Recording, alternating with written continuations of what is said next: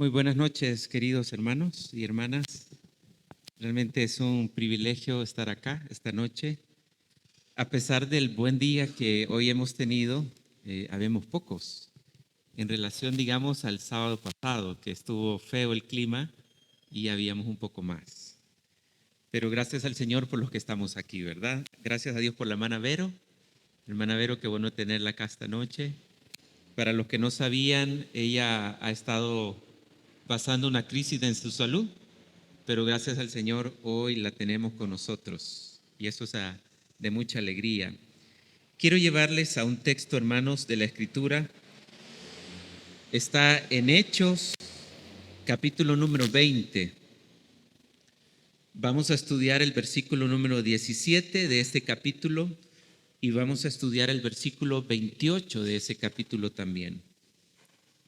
Hechos, capítulo número 20, versículo número 17. Y también vamos a estudiar el versículo número 28. Hay una frase, hermanos, que vale la pena que nosotros la estudiemos, que ha sido una frase que se ha empezado a utilizar y a usar por escritores, por expositores bíblicos. Esa frase se llama la feminización de la iglesia. Es un término no teológico, pero es un término que expresa una idea o que expresa también una realidad en la iglesia.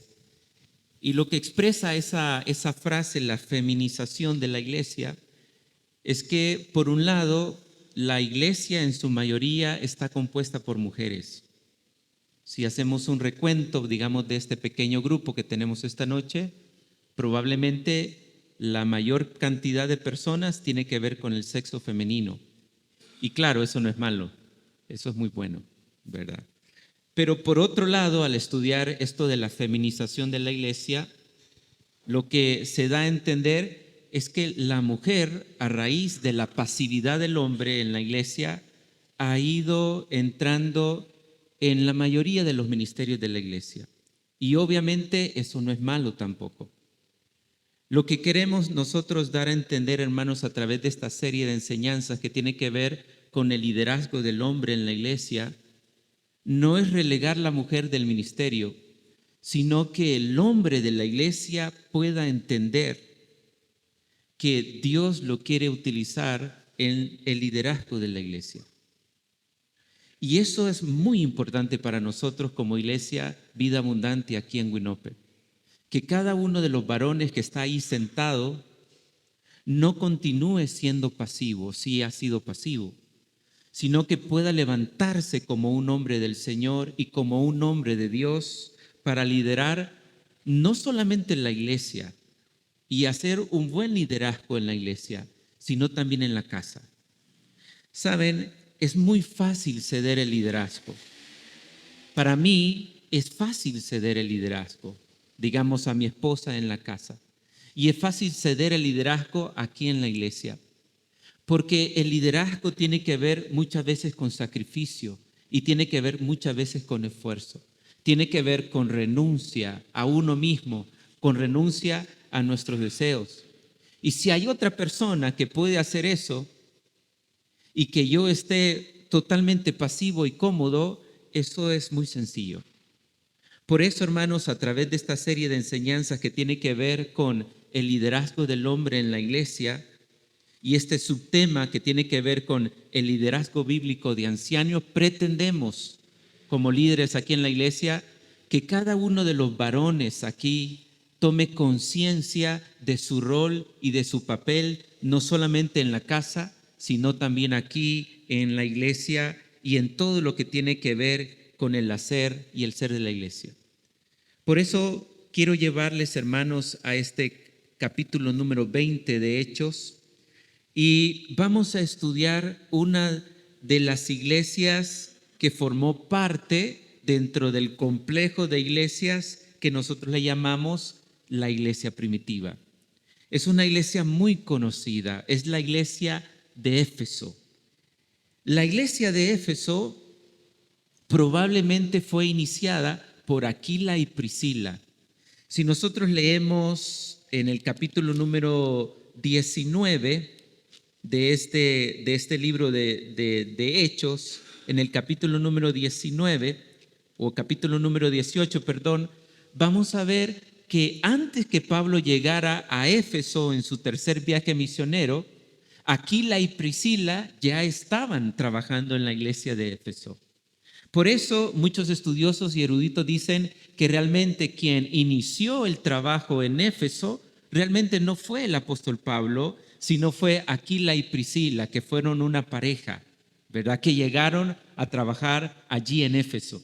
¿Recuerdan en el capítulo número 18 que estando Aquila y Priscila en Éfeso, llegó un hombre llamado Apolos? Dice la Escritura que Apolos era un hombre poderoso en la palabra. Dice la Escritura que Apolos era un hombre altamente elocuente. Y cuando llegó a la sinagoga de Éfeso, donde se reunían los judíos, él lo que hacía era enseñar poderosamente la Escritura. Y en ese momento, dice la Biblia, después de que Apolos haya terminado su intervención, Aquila y Priscila notaron una fogosidad en Apolos, pero notaron al mismo tiempo una debilidad en su doctrina.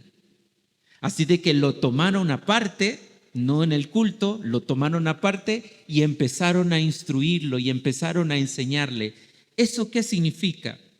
Lo que significa realmente es que la iglesia primitiva no tenía un vacío de liderazgo masculino.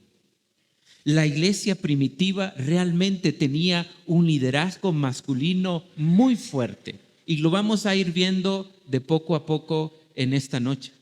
Entonces, en el tercer viaje misionero, Pablo llega a Éfeso. Y miren, cuando él llega a Éfeso, dice en el capítulo número 19, no tenemos el tiempo para estudiarlo, pero por más de 2 años el apóstol Pablo se centralizó en esa comunidad de Éfeso y empezó a enseñar la palabra, a enseñar la doctrina, a enseñar la escritura. Y creo yo que parte de la enseñanza del apóstol Pablo en la iglesia de Éfeso tenía que ver con la institución de ancianos en la iglesia. A donde Pablo iba, instituía ancianos para que estos ancianos pudieran tomar el liderazgo y presidir la iglesia.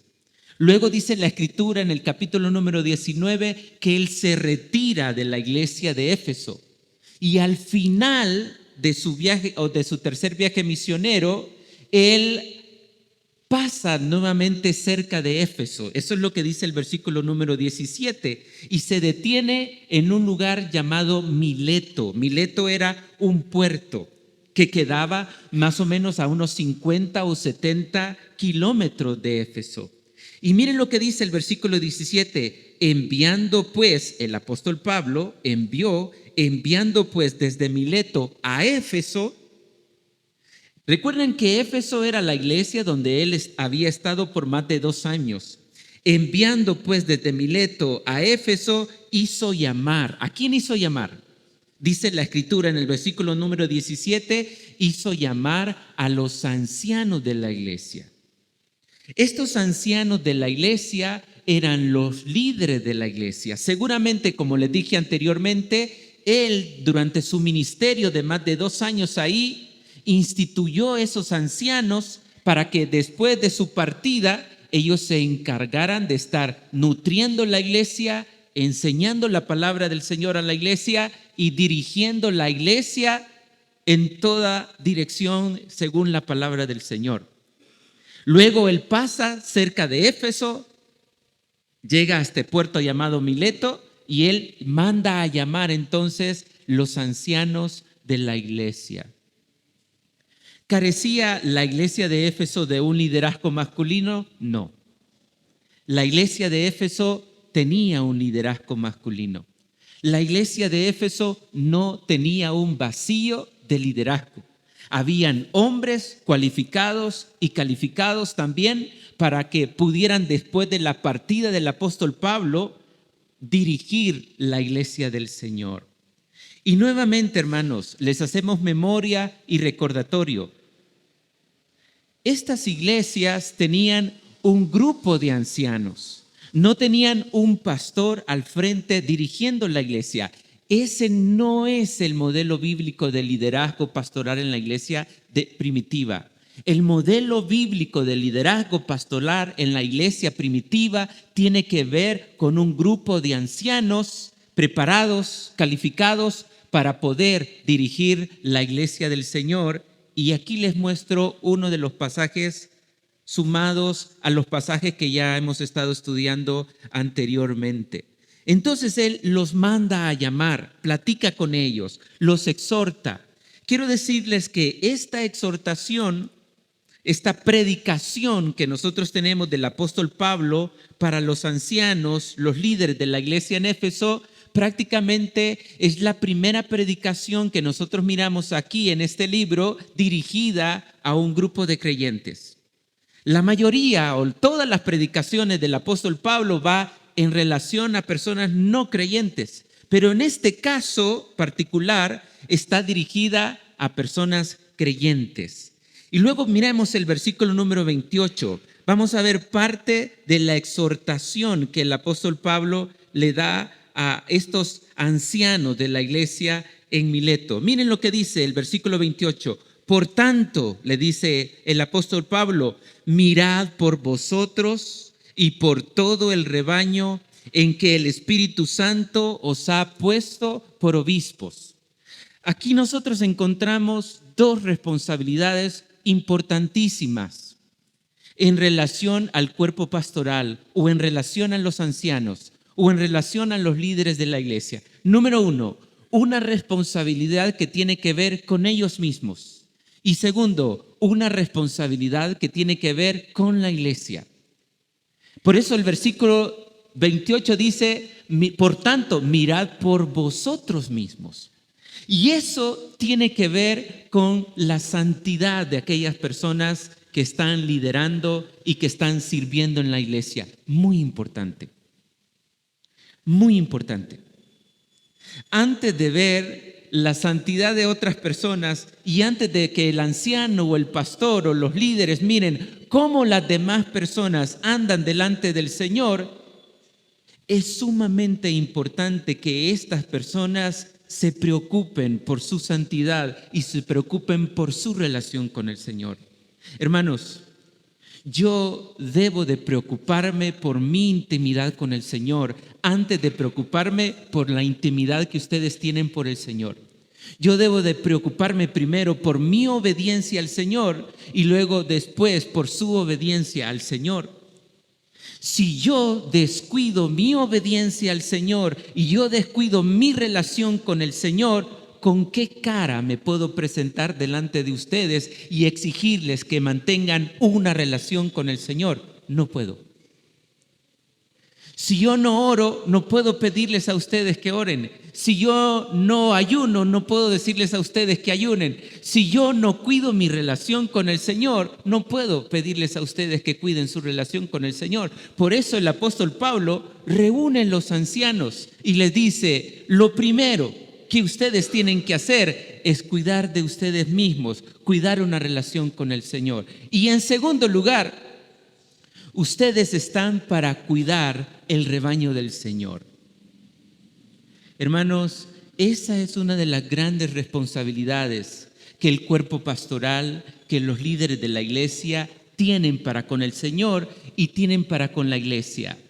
Poder alimentarlas, poder nutrirlas, poder advertirles de los peligros, ya sea peligros doctrinales o peligros morales en los cuales la iglesia se pueda ver incurrida. Ahora, viene algo bonito aquí en el texto.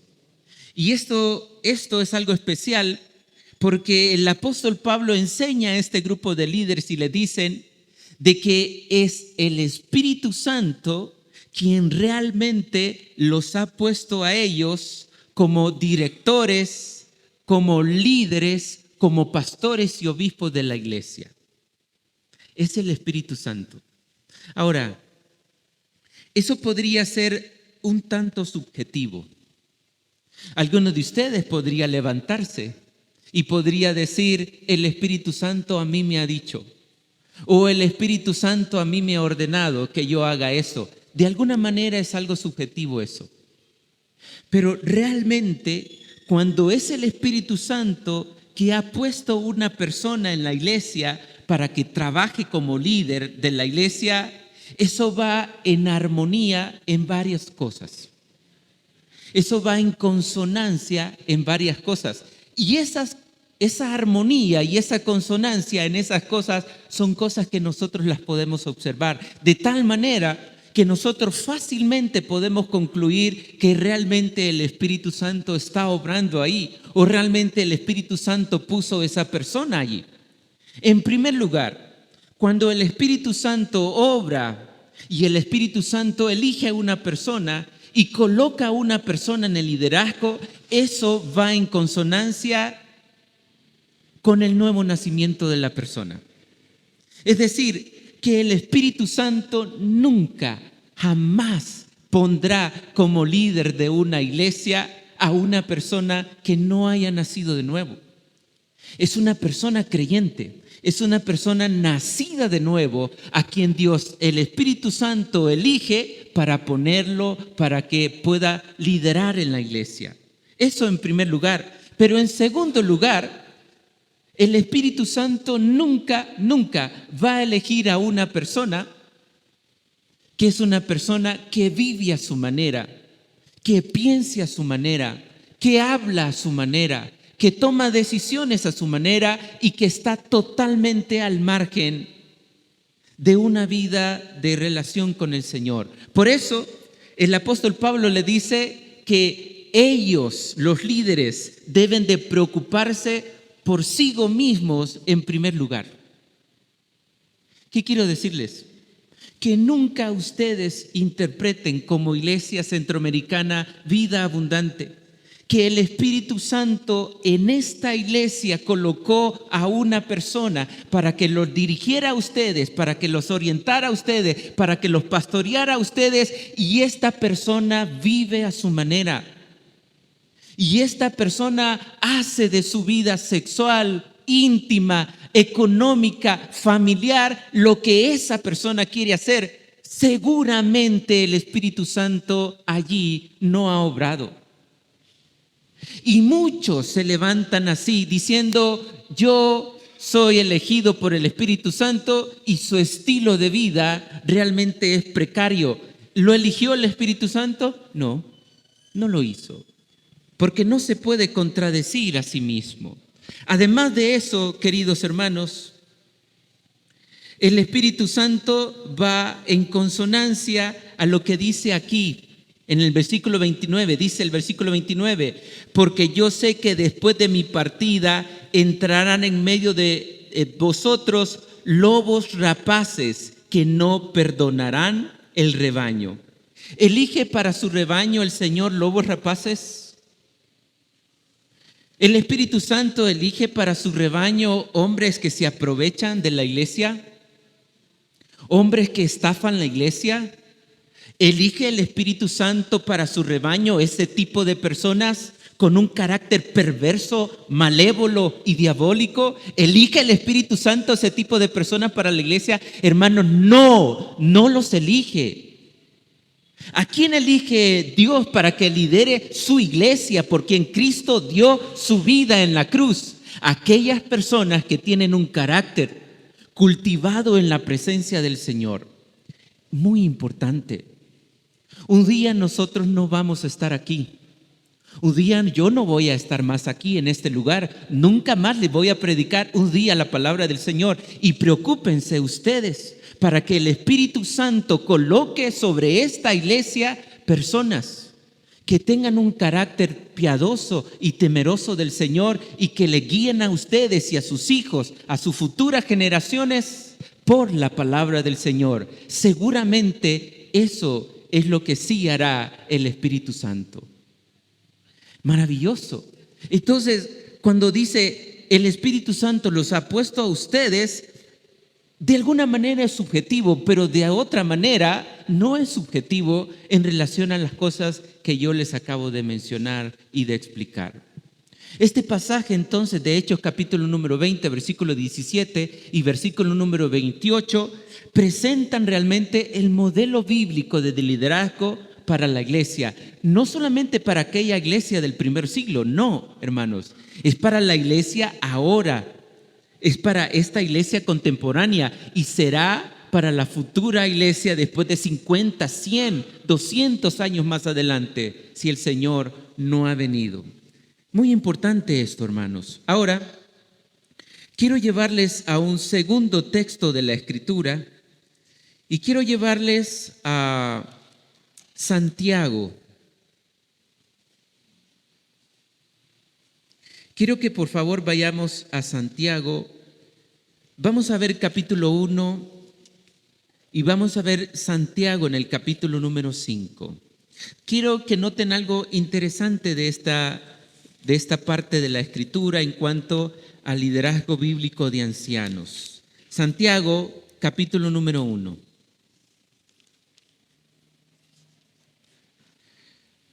Lo que hemos visto hasta este momento, hermanos, son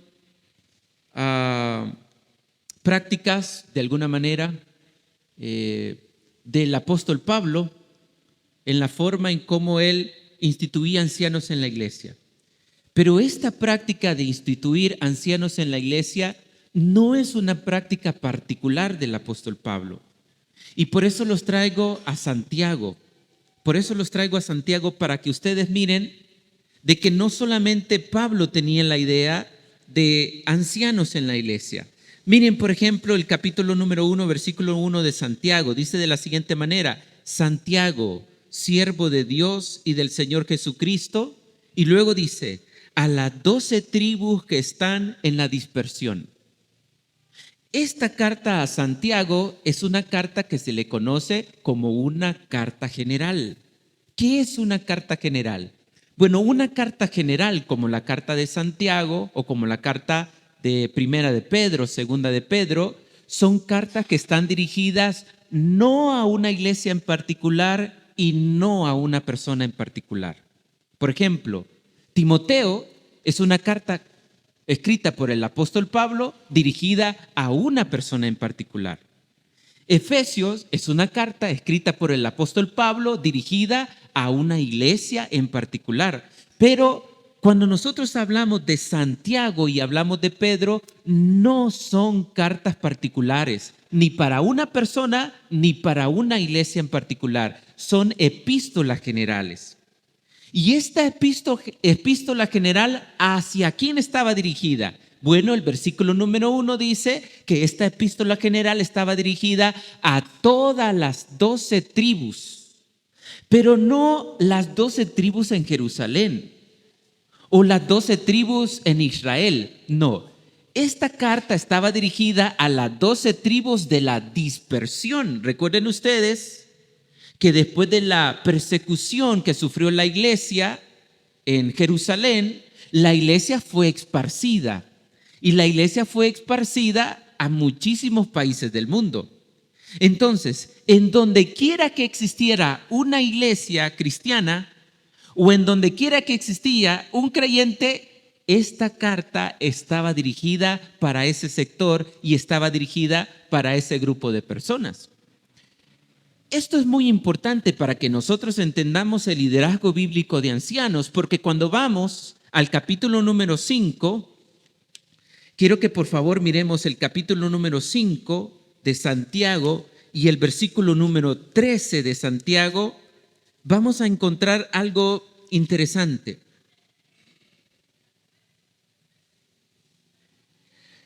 Miren lo que dice el capítulo 5, versículo número 13. Dice así: ¿está alguno entre vosotros afligido?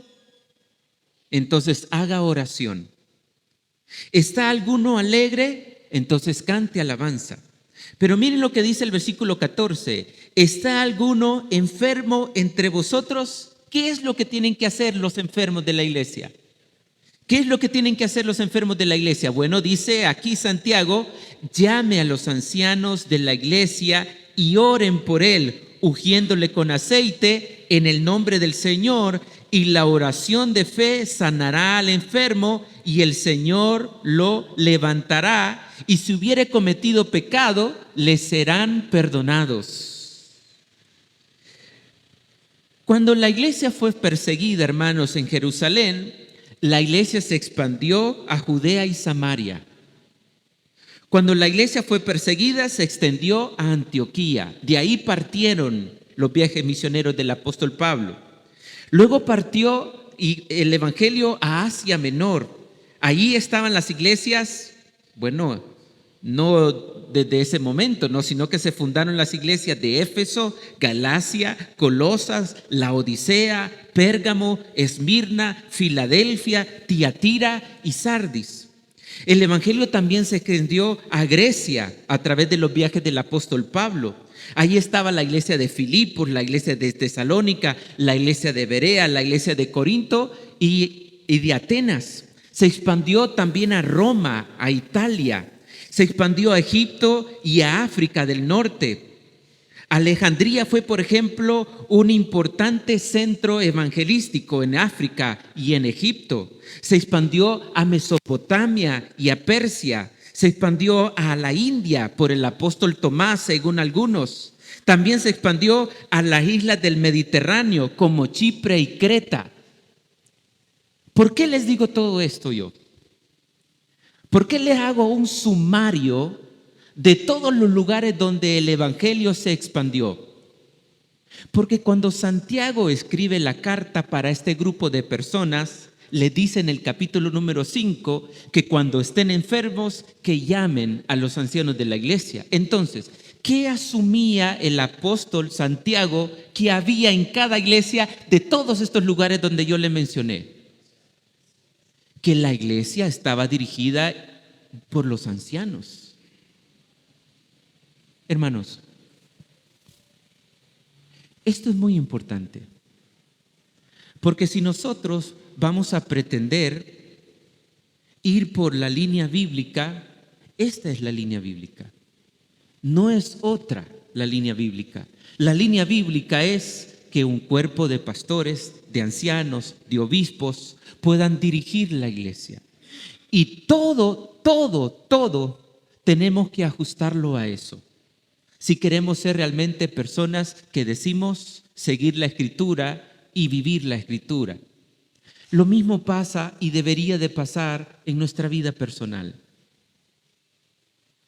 Si nosotros en nuestra vida personal no vemos que algo está de acuerdo a la Escritura, ¿qué es lo que yo debería de hacer? Someter eso a la Escritura.